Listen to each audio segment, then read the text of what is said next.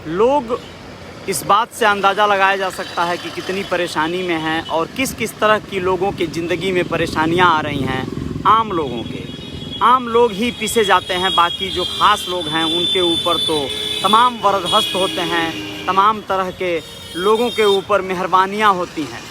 दोस्तों नमस्ते, मैं अजय साहनी स्टार आप सभी का पुनः एक बार अपने रियल रिपोर्टर न्यूज़ के इस पेज पर स्वागत करता हूं, अभिनंदन करता हूं।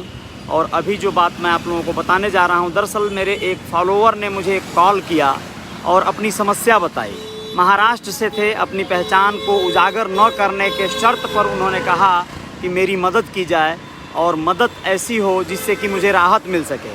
दरअसल उनकी समस्या ऐसी है जो मैं आप लोगों से ये साझा करूं कि आजकल बहुत कम उम्र की बहुत छोटी छोटी बच्चियों को भी लोग बरगला कर बहला कर उन्हें मोटिवेट करके तमाम तरह के अलग अलग तरह के चंगुलों में फंसा ले रहे हैं।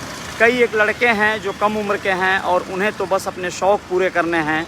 वह लोग ऐसी बच्चियों को जो लोग अभी नाबालिग हैं, दोस्तों मैं उस व्यक्ति की बात कर रहा हूं जिन्होंने मुझे कॉल किया। उन्होंने बताया कि उनकी 14 साल की बेटी है और वह इन दिनों एक लड़के के द्वारा बरगला कर बहला कर शादी उसके द्वारा कर लिया गया है। यानी उनकी 14 साल की बेटी से वह युवक जो है शादी कर लिया है। वो युवक कौन है?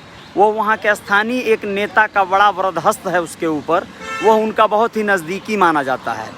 सियासी लोगों के संपर्क में रहने का लोग बहुत सारा दुरुपयोग करते हैं, बहुत सारा नाजायज़ फ़ायदा उठाते हैं। उनमें से यह एक मामला है। वह लड़का अपने इस रसूख का फ़ायदा उठाकर उस 14 साल की लड़की को अपने चंगुल में फंसाकर बहलाकर उसके साथ शादी कर लिया और अपने साथ लेकर चला गया। समझिए भाग गया। अब यह पिता परेशान हुआ और ढूंढते हुए अपनी लड़की को किसी तरह समझा बुझाकर वापस लाया। फिर 2-4 दिन बीता ही था कि उसके घर से या उसके संपर्क की कोई महिला आई और उस लड़की को पुनः गायब कर दी। अब वो उसका अता पता नहीं है, वो लड़की कहाँ है, किस हाल में है, कोई पता नहीं चल रहा है। वहाँ के स्थानीय एक नेता का, महाराष्ट्र के एक स्थानीय नेता का उसके ऊपर कहीं ना कहीं मेहरबानी है, जिस वजह से थाने में पुलिस में कोई सुनवाई नहीं हो रही है। वो पिता परेशान है। आप लोगों को बताना चाहूँगा, 14 साल की उम्र की बच्ची हो या बच्चा, उन्हें बहलाना फुसलाना कितना आसान होता है। लोग चॉकलेट और टॉफ़ी या इस तरह की घड़ी और मोबाइल देकर ऐसे तमाम तरह के उलझुलूल हरकतें कर देते हैं बच्चों के साथ और बच्चे 14 साल की उम्र में बहल जाते हैं। उन्हें पता नहीं चलता कि वो कितना बड़ा समझौता करने जा रहे हैं। आप लोगों को बता दूं कि हम लोग भी उस उम्र से गुजरे हैं। ऐसा लगता था कि अगर कोई ऐसी चीज़ जो हमें पसंद है, छोटी सी चीज़ मिल जाती थी तो बहुत बड़े बड़े समझौते, ऐसा लगता था पूरे जीवन के लिए समर्पित हो जाएं हम किसी के लिए। ऐसे ही बच्चियों के साथ भी होता होगा। मैं बिल्कुल इस बात से बहुत दुखी हूँ, बहुत आहत हूँ। और मैंने उसे जो सुझाव दिया उस व्यक्ति को, उस पिता को, मैंने कहा अगर पुलिस सुनवाई नहीं कर रही है तो ज़िले पर जाओ, एसपी से मिलो, गुहार लगाओ, एप्लीकेशन दो, अर्जी दो। वहाँ पर ज़िले के अधिकारी अगर सुनेंगे तो ठीक है, पुलिस को ऑर्डर करेंगे, और नहीं सुनेंगे तो कोर्ट के माध्यम से वकील रख के इस काम को आगे बढ़ाओ। वो नाबालिग लड़की है, उसके साथ शादी करने का मतलब हुआ कि उस लड़के के ऊपर पास्को एक्ट लगना चाहिए।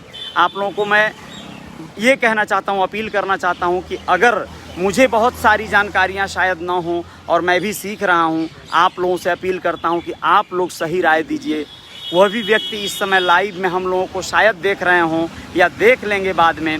आप लोगों का सुझाव उनके लिए बहुत हितकारी साबित हो सकता है कि उन्हें क्या करना चाहिए, किसके पास जाना चाहिए। स्थानीय नेता विधायक तो उनके खिलाफ हैं और बाकी पुलिस प्रशासन सुनवाई नहीं कर रहा है। उन्हें क्या करना चाहिए, आप लोग भी अपने कमेंट बॉक्स में सुझाव ज़रूर दे दीजिएगा, जिससे उस पिता को थोड़ी सी राहत मिले, थोड़ा मार्गदर्शन मिले। मुझे जो समझ में आया मैंने उन्हें बताया। मीडिया के दायरे में रहकर मैं क्या कर सकता हूं और किस तरह से मदद कर सकता हूं, आप लोग समझ ही सकते हैं। आप लोग देख रहे हैं, सुनने में आ रहा है, दैनिक भास्कर जैसे इतने बड़े अखबार के कई एक कार्यालयों पर आईटी के छापे मारे गए। आप लोग समझ सकते हैं कि ऐसा क्यों हुआ है। जो सरकार के विरुद्ध बोलता है या उसके विरुद्ध कोई बात करता है तो लोग उसे तमाम तरह के पचड़ों में फंसाने के लिए सरकार कटिबद्ध है। कहीं ना कहीं इस तरह की तमाम तापसी पन्नू और अनुराग कश्यप के मामले भी फिल्मी दुनिया से आए थे। विगत दिनों आप लोगों ने देखा था, वह लोग सरकार के खिलाफ कुछ बोले थे, बयानबाजी किए थे, तो उनके ऊपर आयकर विभाग के छापे पड़ गए। आप लोग ज़रूर अपने सुझाव दीजिएगा कि ऐसे मामलों में किसी को क्या करना चाहिए, वरना देश में ये जो जिस तरह के ऐसे ऑनर किलिंग जैसे मामले हो जाते हैं, उसमें कभी भी सिर्फ पिता ही दोषी नहीं होता या मारने वाला भाई ही दोषी नहीं होता। ऐसे लड़के, ऐसे युवा भी दोषी होते हैं जो उनकी बच्चियों को बहलाकर फुसलाकर अपने गलत रास्ते पर लेकर चले जाते हैं और उनकी ज़िंदगियां बर्बाद कर देते हैं। बहुत दुख के साथ मैं आप लोगों से ये साझा कर रहा हूँ। ज़रूर सुझाव दीजिएगा, जय जयकार जारी रहेगी। मेरे पेज को आप लोग फॉलो किए, बहुत बहुत शुक्रिया। मेरे चैनल को भी सब्सक्राइब कर लीजिएगा और कुछ खबरों के साथ हाजिर होते हैं आप लोगों के बीच में जल्द ही। इसके साथ ही साथ हमारे सनोज कुमार देख रहे हैं, बहुत बहुत शुक्रिया आपको सनोज, जय निषाद राज। और हरीश चंद्र प्रजापति जी, बहुत बहुत शुक्रिया। सोमनाथ पाल जी, बहुत बहुत शुक्रिया आपका, बहुत बहुत धन्यवाद। और एम मुस्तफ़ा चौधरी जी, बहुत बहुत शुक्रिया। भीम प्रसाद अथघरा जी, बहुत बहुत शुक्रिया। रवेश सिंह जी, बहुत बहुत शुक्रिया आपका। उत्तम चंद निषाद जी, बहुत बहुत शुक्रिया, बहुत बहुत धन्यवाद आपका।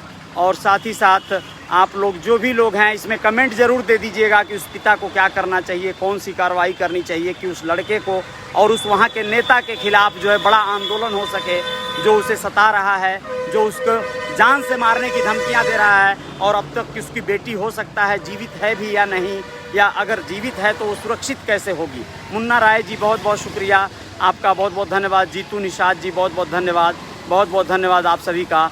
और आप लोग ज़रूर अपने कमेंट दीजिएगा कि उस पिता को क्या करना चाहिए। संजीव पटेल जी, विनय जायसवाल जी, बहुत बहुत शुक्रिया। अनिल राव जी, अजय सिंह चंडेल जी, बहुत बहुत शुक्रिया, बहुत बहुत धन्यवाद। हिमांशु जी, बहुत बहुत शुक्रिया। प्रेम निषाद जी, दीपक तिवारी जी, नरेंद्र गिरी जी, और साथ ही साथ अनिल शर्मा जी, बहुत बहुत शुक्रिया आप सभी का। ज़रूर सुझाव दीजिएगा उस पिता के लिए और अन्य तमाम ऐसे माता पिता के लिए, शायद ये हितकारी हो। अपने बच्चों का ख्याल रखिएगा आप लोग, और बच्चों को बहुत ज़्यादा गाइडलाइन की ज़रूरत होती है, उन्हें प्यार की ज़रूरत होती है। उनके प्रति नफ़रत कोई अगर भरता भी है तो आप लोग प्यार से हैंडल कीजिएगा। जय हिंद, जय भारत।